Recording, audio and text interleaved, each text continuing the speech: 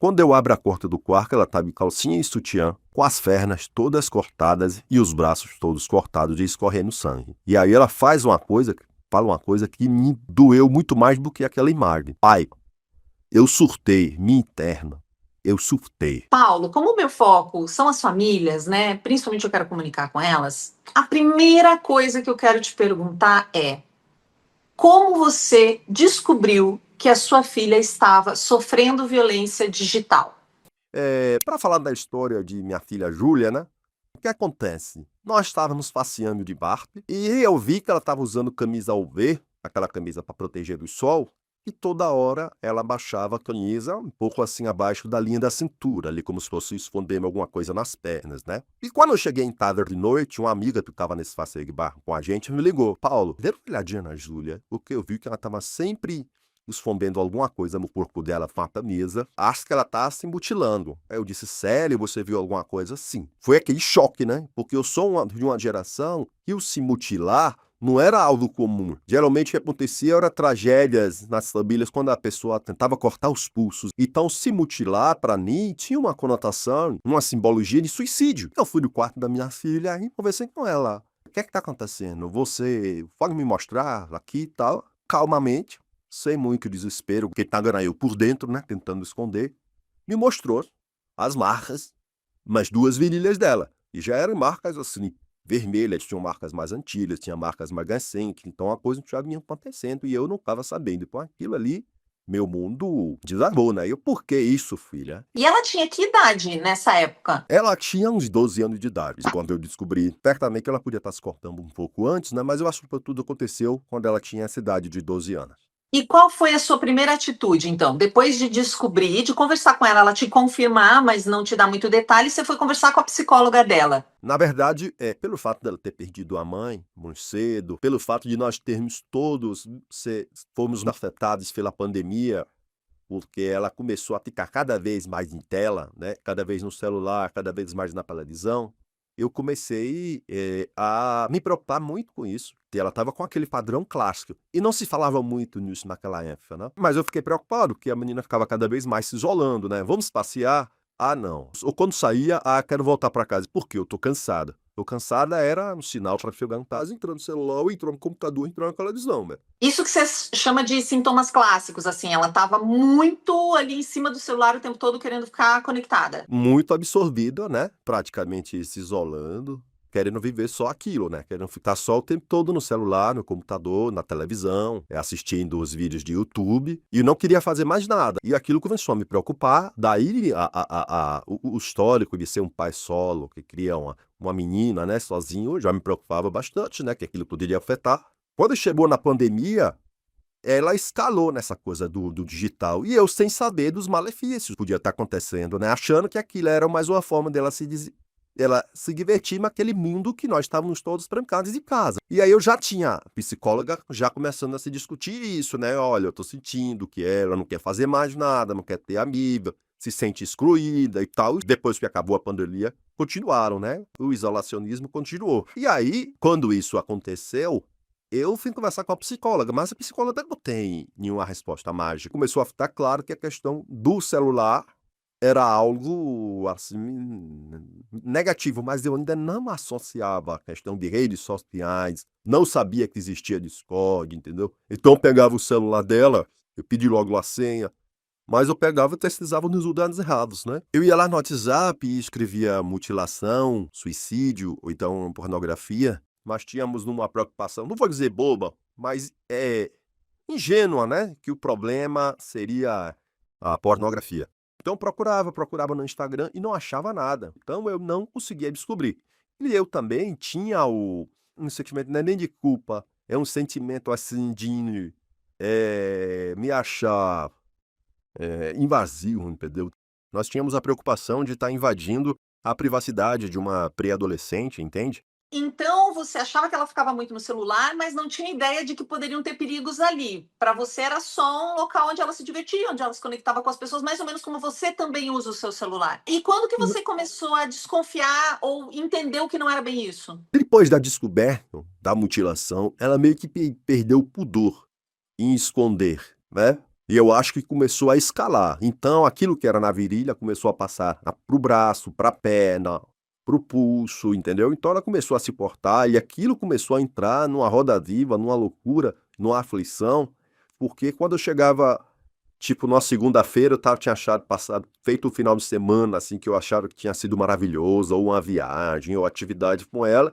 Quando chegava segunda-feira de manhã, Dona Teresa me chamava e dizia: Olha, seu Paulo, olha o lençol dela. E o lençol estava com resíduo de sangue. Então, toda segunda-feira era resíduo do sangue e começou a aparecer. Eu me lembro que a primeira vez eu dizia: Minha filha, a gente vai para um almoço, vamos esconder isso. Tentava fazer botar uns band-aids, alguma coisa, sabe? Não, enrolam umas ataduras, meu pai. Tava assim, sem muita preocupação. E eu achando aquilo o fim do mundo. Eu dizia assim: Minha filha, tuas amigas vão começar a lhe excluir, ou então a mãe das suas amigas vai começar a ficar preocupada. Ela dizia: Meu pai, todo mundo se corta, meu pai. Não só sou eu, não. Eu disse: Mas minha filha, você vai ficar estigmatizado. Então tinha aquela preocupação social, tinha preocupação que estava na cabeça dela, e não fazia a menor ideia do que estava acontecendo. Eu procurei uma psiquiatra, um amigo meu me indicou uma psiquiatra que tratava a filha dele e tal. Eu levei na psiquiatra, a psiquiatra começou a tentar fazer diagnóstico, transtorno borderline, não sei o que, não sei o que. Ela começou a tomar medicação, mas a situação não mudava absolutamente nada, nada, nada, e eu já estava começando a ficar bastante desesperado, porque eu não sabia o que estava acontecendo. Até o dia, que é o começo do nosso livro, né? Que eu chamo assim, que foi a grande revelação da minha vida, né? Era umas 11 horas da noite, e aí ela bate na minha porta. Pai, vem aqui. Quando ela me falou, eu já senti que alguma coisa estava acontecendo. Sabe aquela intuição do pai? Ele me deu um queimar, esquentou assim por dentro. Quando eu abro a porta do quarto, ela estava de calcinha e sutiã, com as pernas todas cortadas e os braços todos cortados e escorrendo sangue. E aí ela fala uma coisa que me doeu muito mais do que aquela imagem. Pai, eu surtei, minha interna, eu surtei. Você não sabe o que é um pai ouvir uma coisa dessa? Eu surtei minha interna. Fiquei assim atônito, né? Peguei e fui olhar a natureza dos cortes. Tinha sangue, bastante sangue, mas eu vi que os cortes não eram profundos. Aí eu levei para o chuveiro, dei um banho nela. A pia, o banheiro, era um cenário assim, maquiagem misturada por cima, a pia cheia de sangue. Um cenário assim que ao mesmo tempo teatral, que tinha máscara, gorro, balaclava, coisas espalhadas, a gilete, e ao mesmo tempo era uma coisa aterrorizadora, né? E aí eu liguei para a psiquiatra leve ela para um hospital para ver se não teve algum dano físico, né? E vamos conversar. E aí eu parti com ela para o hospital e pedi para Dona Teresa: Dona Teresa, toma aqui o celular dela. Essa é a senha. Entre no celular. Eu disse: meu pudor agora vou deixar de lado. E dei uma olhada nesse celular. Quando ela entrou no celular, foi me mandando os frips. Aí que eu descobri que minha filha participava de grupos, de panelas no Discord, que era um aplicativo que eu nem sabia. Eu sabia que existia, mas não fazia a menor ideia para quê. Só sabia que era um aplicativo de mensagens para gamers, né? Minha filha estava participando ativamente dessas comunidades. E naquela noite, especificamente, ela estava participando de desafios, né? Estava fazendo luz. E aquilo me deixou, ao mesmo tempo, atordoado, mas feliz, porque eu descobri que tinha um fator externo que estava levando ela para essa situação, entendeu? Discord, muitas pessoas já ouviram falar, é um aplicativo que quem gosta de jogar online usa para conversar. A gente também usa para trabalhar. Eu já usei o Discord porque eu colocava, por exemplo, pessoas que estavam em diversos países trabalhando num evento. A gente fica todo mundo com o Discord ligado como se nós estivéssemos na mesma sala. É mais ou menos o que o Zoom faz, o que o Meeting hoje faz, mas ele fazia isso só com áudio antes. Ele veio antes. Então, os jogadores podem conversar como se eles estivessem todos no mesmo lugar. Essa é a função primária do motivo pelo qual o Discord foi desenvolvido, apesar de hoje ele ser usado principalmente para crimes. Por que ele é usado muito para crimes, gente? Porque ali não tem moderação. Qualquer pessoa abre um servidor, então eu crio lá o meu grupo e nada entra lá, então eles não colaboram tanto com a justiça. É um local onde você tem anonimato, tudo pode, ninguém tá vendo, então é um local muito propício para os crimes acontecerem. Você falou também de luz. Você quer explicar o que é para o pessoal, por favor? Eu acho que hoje já não se usa mais tanto essa expressão, mas ainda se usa. O que acontece? Quando eu cheguei no estacionamento do hospital e eu dei entrada na emergência, eles catalogaram ela como uma tentativa de suicídio. Então, entre um exame e outro que ela estava fazendo, eu fui ao estacionamento e ficava recebendo as mensagens de Dona Tereza, os prints das conversas que ela estava tendo ali naquele desafio. Eu achei uma frase assim, quero fazer luz, ou aí digitei, eu disse, não, deve ser um erro de digitação, deve ser luz. Essa palavra aparecia de novo em outra mensagem. Aí eu fui dar uma gugada para achar o que era, e me bati com uma reportagem do Fantástico de uns 2 anos atrás, uma reportagem muito boa, de 13 minutos, que explicava exatamente o que era luz. E traduzindo assim a grosso modo, sabe aquela brincadeira que a gente tinha na infância? Seu mestre mandou, que você falou, outro faz? Luz era mais ou menos isso. No Discord, numa panela fechada, no servidor fechado, que tinham, sei lá, 300 pessoas, alguém se oferecia, alguém quer fazer luz hoje? Então, era no caso dela, eram 2 adolescentes, eles, eu acho que eram adolescentes, né? E guiavam ela a fazer coisas contra ela e aquela multidão histérica gritando e vibrando com cada absurdo. Então era pegue fósforo agora e se queime. Ela se queimava. Agora pegue uma gilete e desenhe símbolo nazista no seu rosto. Agora beba água de privada. Agora jogue perfume em cima das suas queridas, entendeu? Ah, sua câmera não tá boa, eu não tô lhe vendo, eu quero ver. O pessoal histérico, 2 guiando ela e minha filha passando por isso tudo. Só que, ao mesmo tempo que ela chamou dramática e me chama a mim interna, eu sinto tem, neste vídeo que eu resgatei dela, o luz é feito ao vivo, né? No caso, o Discord era ao vivo, mas ela gravava. Deixa eu explicar só para o pessoal. Quando a gente fala servidor ou panela, pensa em grupo. Pensa, é uma live para as pessoas, só que é uma live que acontece só dentro daquele grupo, daquele servidor que às vezes é chamado de panela. Então, ela estava fazendo isso ao vivo com 2 rapazes que a gente não sabe a idade guiando ela e um monte de outras pessoas assistindo. É isso, né? Isso, um menino e uma menina guiando ela, né? Depois que terminou isso, ela fez vídeos e mandou para amigas, amigas virtuais dela, né? E nesses vídeos, ao invés dela estar naquele tom dramático de sofrimento que ela me apareceu na porta do quarto, ela tá no meio comemorando, fazendo assim o sinal do hang loose, olha, legal, joinha. Olha, eles fizeram eu cortar meu rosto, eles fizeram eu desenhar uma suástica no meu rosto. E aí, eu não conseguia entender. Eu dizia, meu Deus, o que está se passando com a minha filha? Ela estava sofrendo, chorando na minha frente. Está internada agora aqui num hospital por tentativa de suicídio. Meia hora antes, ela estava mandando um vídeo para uma amiga meio que comemorando. Aí eu peguei o celular, logo depois, e resolvi vasculhar. Foi aí que, com essa reportagem do Fantástico, eu vi lives, né, como se fala, de crianças participando, adolescentes participando, que o menino toca fogo na própria casa e filma os bombeiros chegando e fala, da hora. Aí eu comecei a entender que toda segunda-feira apareceu o sangue na cama dela. Porque no domingo à noite ela participava desses grupos, participava dessas lives, né? E se desafios para se sentir pertencente por mil motivos, né? Ela se cortava, se mutilava e fazia essas coisas, né? Então aquilo me chocou, mas ao mesmo tempo me disse, poxa, eu descobri o que estava acontecendo. Minha filha não tinha um problema psicológico por si só que levava a se mutilar. Ela tinha questões psicológicas, né? Mas ao invés de tanto, participava de uma dinâmica de grupo e a levava a fazer essas coisas. Então, o que é que eu fiz? Tirei o celular, tirei o computador, tirei a internet da mão dela. Então, isso daí foi a primeira vez que eu descobri que existia algo mesmo, né, correndo solto, que eu desconhecia e que aquilo estava não só atrapalhando, como aquilo estava acabando com a vida da minha filha, né? E, consequentemente, com a minha vida. Gente, um crime contra uma criança é um crime contra uma família, é um crime contra o país, né? Por isso que eu fico tão indignada e falo disso para vocês. Obrigada por estar falando tudo isso, Paulo. Eu sei, pessoal, que é bastante pesado. Eu até vou colocar no início do vídeo uma fala dizendo o quanto é um vídeo delicado, porque tem essas descrições.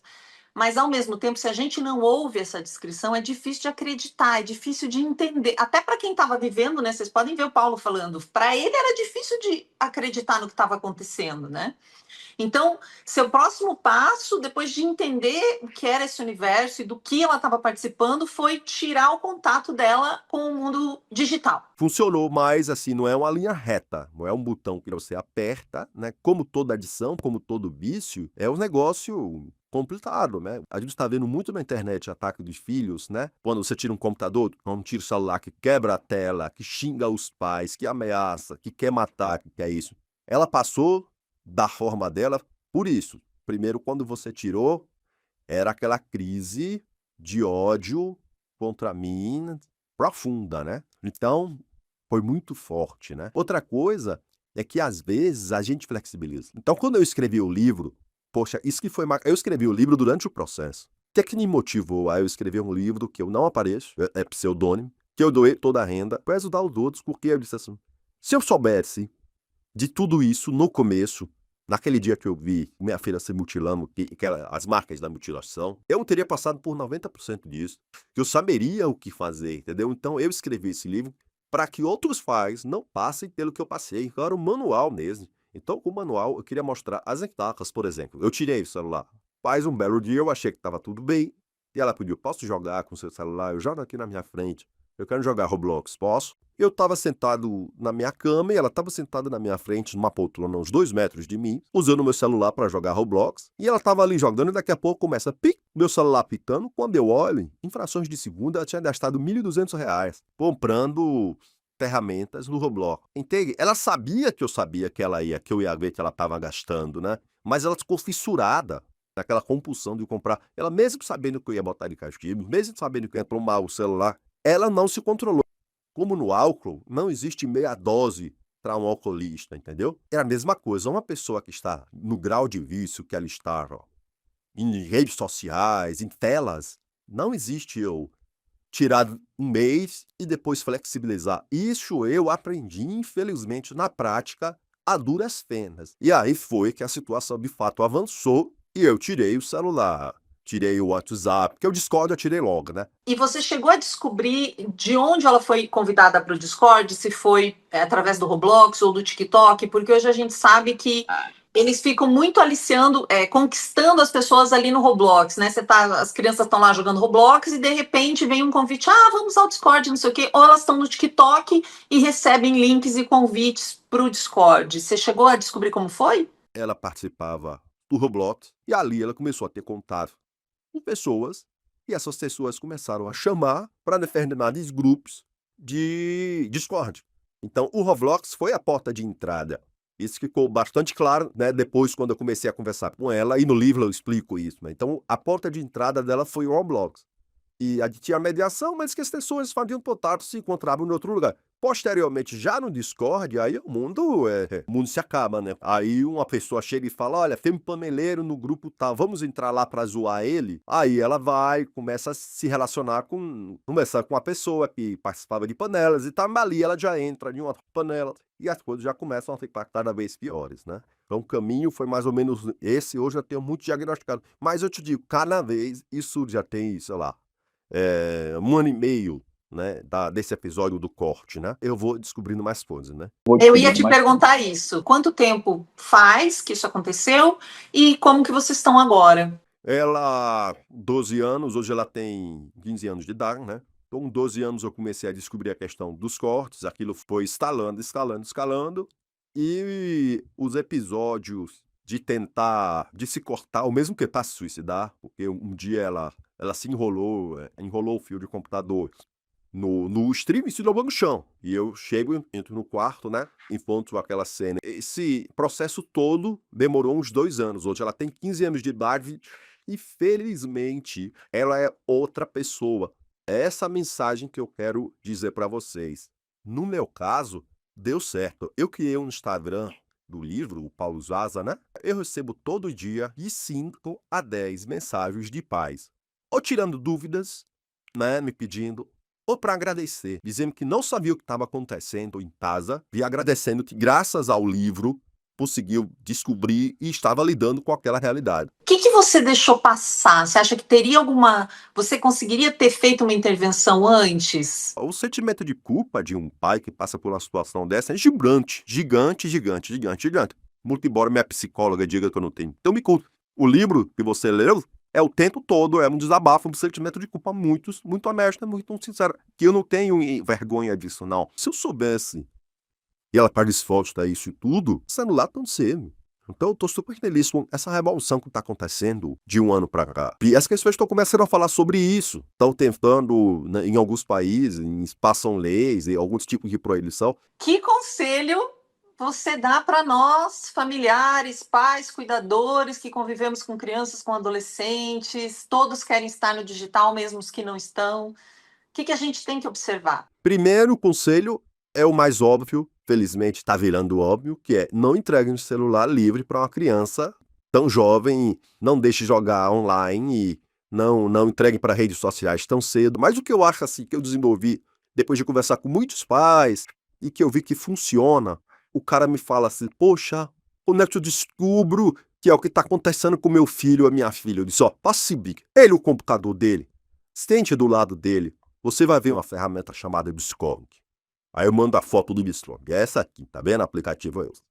Clique lá, com ele do lado, e diga assim, ó. Entra aí no servidor que você participa. Você vai ver os nomes dos servidores lá. E você achar um nome mais estranho assim, você clica. Não faça nada. Fique do lado do seu filho, da sua filha, vendo o que é que se conversa. Todos os pais, mais de uma dúzia, que fizeram isso, se horrorizaram. Porque era de nazismo, era de racismo, era violência, era pornografia. E aí o cara dizia, meu Deus, minha filha de 12 anos estava participando disso, estava vendo isso, não precisava nem falar. Então se você clicar no Discord, entrar no servidor do lado do seu filho, você vai se horrorizar, você nunca mais vai deixar ele entrar, porque você não pode admitir que sua filha de 12 anos ou seu filho de 12, de 13, de 14, de 15 anos esteja lá no lugar que daqui a pouco o cara entra, sobe um link de pedofilia, que se você quiser você clica e vai ver um monte de cenas bizarras. É disso que nossas crianças estão expostas, elas estão expostas a isso, só que os pais começando a se falar, mas nada é mais educativo do que você clicar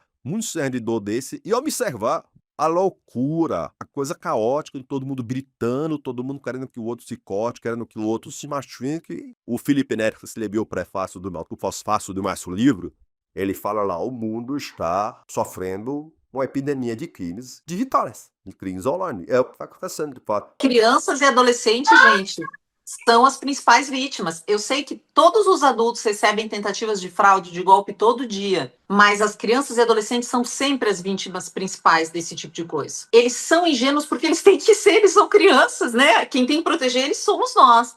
E que interessante você falar do Felipe Neto, porque caso quem está nos acompanhando não tenha lido o livro dele chamado Como Combater o Ódio, é muito bom o livro. Eu não estou interessada em saber o que você acha do Felipe Neto. Leia primeiro o livro antes de falar mal, porque é muito bom.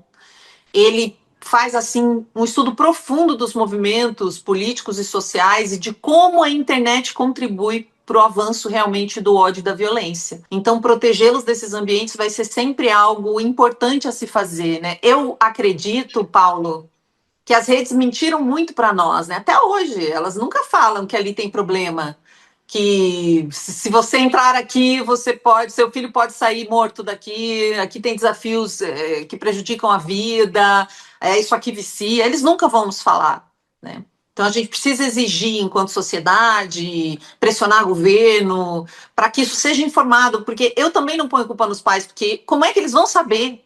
Ninguém conta, é o que você falou. Você foi atrás, aí você encontrou. Mas quem te disse que lá era um ambiente prejudicial? Ninguém disse, né? Antigamente parecia o desafio da baleia azul. Todo mundo ficava falando, o desafio da criança que cheirou o desodorante e morreu. Mas na verdade não é desafio. A criança está sendo criada dentro de um ambiente bizarro. Quando o Felco falou de adultização, e essa palavra ficou muito comentada, né? Todo mundo agora fala de adultização, mas na minha visão, a primeira adultização é você deixar criança em rede social.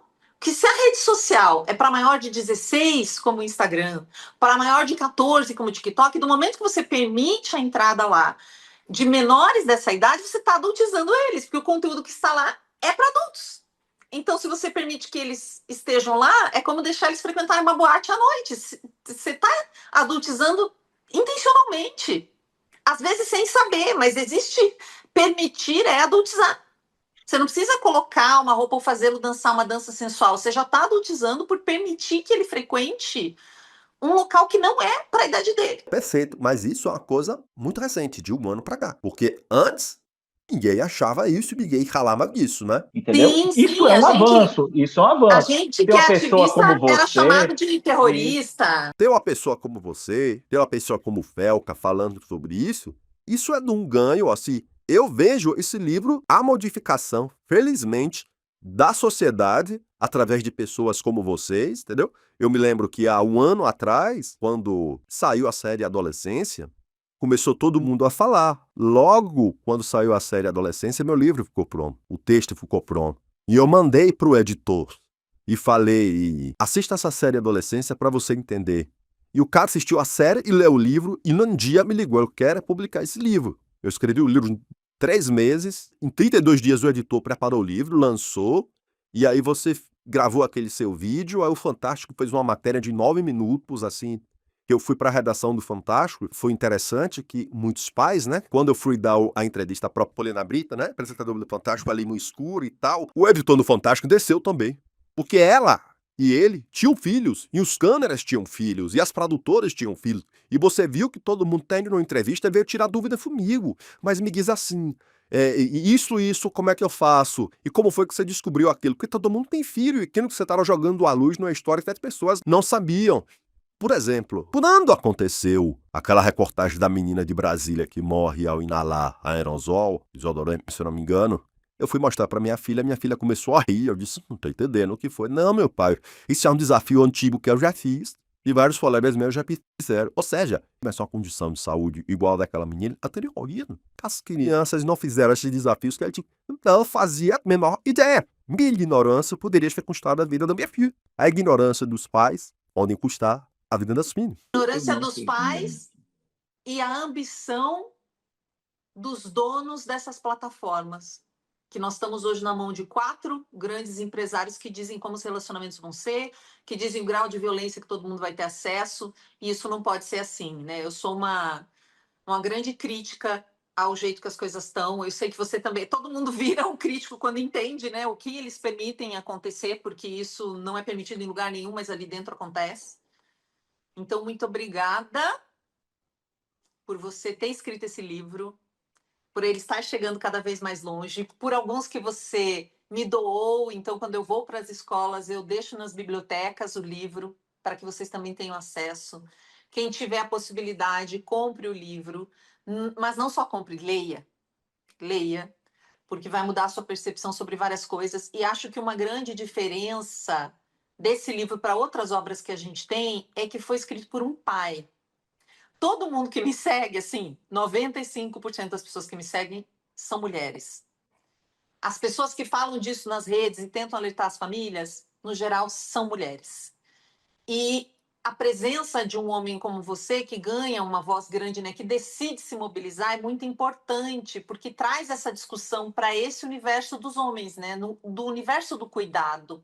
Então, eu quero te agradecer por isso também e pedir que mais homens leiam, que mais homens estejam com a gente, porque a gente precisa de todo mundo, né? Quando se trata de criança e adolescente, gente, não pode faltar ninguém, a gente precisa de todo mundo que está responsável por uma criança, um adolescente, ou que convive com eles. Eu, por exemplo, não tenho filhos, mas eu tenho sobrinhos, eu tenho alunos, tenho crianças aqui no meu condomínio, eu preciso saber, eu preciso me responsabilizar por um futuro que é de todos, né? Eu acho que essa luta é a luta de todos. Todo mundo que tem consciência tem a obrigação de passar isso adiante. Porque todo mundo, como você falou, cada pessoa que eu toquei, com certeza eu pedi, você sentiu tocar, por favor, leve adiante essa mensagem, né? Eu escrevi um livro para tocar e ajudar as pessoas. Eu podia estar agora dando entrevista, falando, não sei o quê, mas eu ia fazer isso que ia prejudicar minha filha, ia estigmatizar minha filha. Mas eu disse, o livro é um grande desabafo, mas ao mesmo tempo é o manual mesmo de como você, com erros e acertos e culpas de um pai que passou por fé, em que felizmente pode lhe dizer, os dão. Minha filha hoje faz teatro, minha filha hoje canta, sai, brinca, namora. Hoje minhas preocupações são preocupações de um adolescente analógico, por assim dizer. Um adolescente que você tem que se preocupar com um namoradinho, com isso, está estudando, se não está estudando. Eu não tenho mais outro tipo de preocupação, entendeu? Felizmente. Então, para o pai que esteja passando por isso, minha mensagem é assim, a esperança, você tem de entender o que está passando, você tem de ser duro, Você não pode flexibilizar. Você acha, às vezes, que está falando, ó, fazendo uma boa ação, aceder, né? É um vício. Um vício tem que ser tratado como vício. É difícil, mas tem jeito, entendeu? Como sempre eu falo, figuras como vocês são fundamentais nessa luta, que é jogar luz mesmo numa coisa escura que tá, porque eu não sei, infelizmente eu sou pessimista, o que é de uma geração que se desenvolve nesse mundo obscuro. Nós já temos um senso de olhar para aquilo e só se apavorar. Mas se uma criança ou um adolescente entra num ambiente desse e todo mundo ali está agindo como se aquilo fosse normal, ele primeiro se pergunta, até porque ele está no momento de desafiar muitas vezes os pais, né, e os valores da família, que é natural. Chega um momento de desafio. De repente todo mundo está achando aquilo normal, natural, parece que é natural, parece que é normal. A gente tem hoje, os adolescentes ficam uma média de 6 horas na internet, é o que eu falo para os pais, não tem como você competir com isso, a não ser que você controle. Eu queria dar uma dica prática também, porque tem uma pediatra muito boa, uma ebiatra que eu acompanho, que é a Jade, já entrevistei ela, e ela fala o seguinte: você vai dar o celular para seu filho? O celular não é dele, o celular é seu, do pai, da mãe. Você entrega o celular para ele fazer aquilo que ele quer fazer, usar o WhatsApp, conversar com os amigos, acessar alguma coisa, jogar um jogo, depois você pega de novo e guarda com você. Nunca entrega para ele à noite, porque ele não vai ter capacidade de parar. Ele vai se viciar, porque é viciante. A gente não consegue parar. Ele não tem como, com o cérebro em desenvolvimento, pegar, ver 20 minutos e parar de usar. Não vai conseguir. É quase uma maldade dizer para ele fazer isso, porque ele não vai conseguir. Vocês vão ter muita briga. Então é mais fácil você determinar: ó, vai ser 20 minutos. Você entrega, 20 minutos você pegou. Não libere a revelia para ele usar quando quiser, entendem? A não ser que você não tenha outra alternativa. Esse adolescente vai ficar sozinho, eu não sei o motivo, mas é isso. O celular é seu, não deixe para ele usar a revelia e tenha as senhas, faça acordos de como vai ser, para você realmente olhar. Porque a juíza Vanessa fala uma coisa muito importante. Ela fala: muitos pais se preocupam com a privacidade dos filhos, né? Estão invadindo a privacidade, e os criminosos ensinam eles a dizer isso, sabia? Eles ensinam os adolescentes a falar isso para os pais: poxa, está invadindo minha privacidade e tal. Só que a única pessoa que respeita a privacidade dos seus filhos é você, nos ambientes digitais. Que as redes sociais sabem tudo o que eles fazem, preveem o comportamento, oferecem coisas que não deviam. Agora com a ECA digital isso vai melhorar, mas ainda assim é só você que está preocupado com isso, porque todo o ecossistema não tá. Por isso que eu te agradeço muito de estar aqui. Uma vez uma pessoa me criticou porque ela falou: poxa, Shirley, você fala desses assuntos e você ri, você tá alegre. Gente, é claro que eu tô alegre. Olha que honra eu receber esse pai que veio aqui contar a história para nós, que escreveu esse livro que está mudando a vida das pessoas. Como é que eu não vou estar feliz? Porque no meio da barbárie são essas pessoas que escolhem mudar a vida dos outros.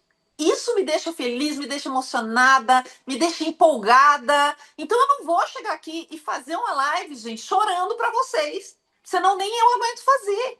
Então eu tô feliz, não porque tudo isso aconteceu, obviamente, com você e com a sua filha, né, Paulo? Eu tô feliz porque você decidiu compartilhar com a gente. Então eu te agradeço de montão. O livro é realmente, assim, um primor. Ele é muito fácil de ler, gente. É aquela leitura assim que você faz... Quando você vê, já acabou. Você vai dizer, tipo novela boa, tipo série que você não consegue, tipo, você tem que ficar lá vendo o próximo capítulo. Então, além disso, ele está escrito muito bem. Isso ajuda demais para a gente absorver essa informação. Então, muito, muito, muito obrigada. Espero poder conversar com você mais vezes. E te agradeço de montão. Eu que agradeço pela oportunidade de estar usando suas plataformas aí para suas links para poder divulgar esse assunto. E agradeço também por você, por estar nessa luta. Sou seu fã, no sentido positivo da palavra. Quero jogar energia e força para você continuar nessa luta, que é a sua luta, é minha luta, é a luta de todos os pais, tem que se envolver nisso. Um grande beijo no seu coração, muito obrigado.